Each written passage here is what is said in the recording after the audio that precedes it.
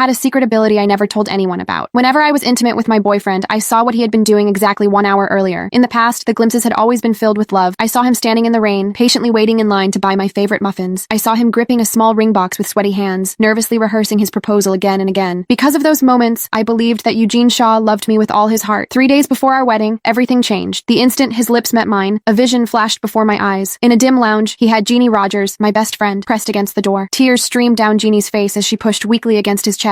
We cannot keep doing this. Melissa paid for my education. She did everything for me. She has been nothing but good to me. If she ever finds out, it will destroy her. Eugene did not answer. He lowered his head and kissed her. His voice sounded rough and unfamiliar. She will never know. And I am marrying her in 3 days. Think of this as one last mistake. The vision vanished as quickly as it appeared. Back in reality, Eugene still held me in his arms. He brushed his hand across my cheek, his eyes warm with affection. Melissa, we are almost married. Are you happy? I looked into his loving eyes and smiled faintly. The love I had seen in those visions had been real. His betrayal had been real as well. After 7 years together, our story ended here. After Eugene spoke, he kissed me again. His lips brushed my cheek with the same tenderness I had trusted for 7 years. But the moment he touched me, another vision flashed before my eyes. Jeannie stood in front of him, her dress wrinkled and her lipstick smeared. She leaned into Eugene's arms with a playful pout. Melissa's so skinny. Do you think she'll even fill out her wedding dress? I went with her to try on the main gown today. It looked empty on her. Eugene chuckled. She is too skinny. Every time I hold her, it feels like I am hugging a bag of bones. Jeannie pretended to frown. How could you say that? Melissa's my best friend. Then she leaned close to his ear. What about me? How do I feel? Eugene said nothing. His hand tightened around her waist. That silence answered everything. Jeannie smiled. Forget it. I'm not stealing you from Melissa. She's waited 7 years for you. It's kind of pathetic. The vision shattered. I was still in Eugene's arms. Nausea rose in my throat and I shoved him away. He stumbled back, startled. Melissa? What's wrong? Before I could answer, the electronic lock beeped. The front door opened. Jeannie walked in wearing a silky spaghetti strap nightgown, smiling as if this were completely normal. Melissa, the shower at my place is broken. Since you live so close, I thought I'd borrow yours. My eyes settled on the thin nightgown. For the first time, I did not pretend not to notice. Jeannie, don't you think it's inappropriate to come to our house dressed like that? Jeannie froze. Her eyes immediately turned red. Before she could say anything, Eugene stepped in front of her. Melissa, Jeannie lived overseas for years. She's used to dressing like this. You're overthinking it. I almost laughed. Of course I knew she had lived overseas. I was the one who paid for her to go. When Jeannie could not afford her first year of tuition, I gave her every cent I had saved for 2 years. At the airport, she hugged me and cried, Melissa, you're the best friend I'll ever have. When I come back, I'll be your maid of honor. Later, Eugene began traveling overseas for work. I was even the one who asked him to look after her. Jeannie's alone there. If you have time, could you check on her? He had ruffled my hair and laughed. You're too kind. At first, he always sent me pictures. He brought her groceries, took her to dinner when she was stressed about her thesis. Later, Eugene appeared more and more often in Jeannie's social media. He carried her luggage, took her to the hospital, stood beside her at graduation. I had felt uncomfortable before, but every time, I reminded myself that one was my boyfriend and the other was my best friend. They only knew each other because of me. Only now did I understand. Crossing the line had not happened overnight. It happened little by little while I kept making excuses for them.